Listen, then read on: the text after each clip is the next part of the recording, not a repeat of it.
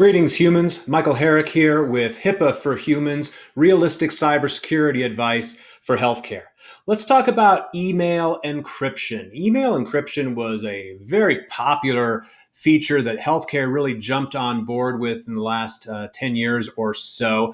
And a lot of healthcare organizations consider this an absolutely essential tool, that you've got to have some kind of email encryption portal and protection on your email server. The way these generally work is when an email is identified as containing PHI, either automatically or manually by the user, it's shifted over to a portal service. And the email itself, the message itself is not included in the email message, but rather the email message is replaced with a link to the portal. And then the portal is where the recipient goes to receive the email. Like I say, a lot of people think that these things are absolutely essential, and I really question their utility, and I really question whether this is something you should be spending money on at your organization. First of all, real-time interceptions of emails are exceedingly rare, vanishingly rare. I cannot think of a single HIPAA security incident I was involved in that involved somebody sniffing an unencrypted email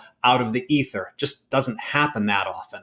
Also, if you're using modern email servers and your recipient is using a modern email server or service, your emails are probably encrypted point to point. There's a point at each server, it may be decrypted and then re-encrypted, but very few emails are transmitted in clear text over the internet today.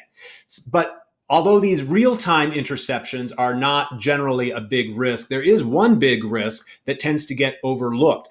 The big risk is not that somebody is going to intercept the email while it's being transmitted. The big risk is that somebody's going to breach an inbox, breach your recipient's email inbox, and then all of those encrypted emails are going to be in that inbox unencrypted. Generally, the way most of these email portals work is if you can access the email account, you can access the email portal. It might require you to send a one-time code to the email address or something like that. But in general, if an attacker has control of your recipient's inbox, they've probably got control of your encrypted email portal. So what should you really be thinking about when you're sending these emails? The most important thing when we're sending sensitive information is to expire the information. The sensitive data that we send by email should not remain indefinitely in the recipient's inbox, or for that matter, in the sender's outbox. So if you're using one of these email encryption portals,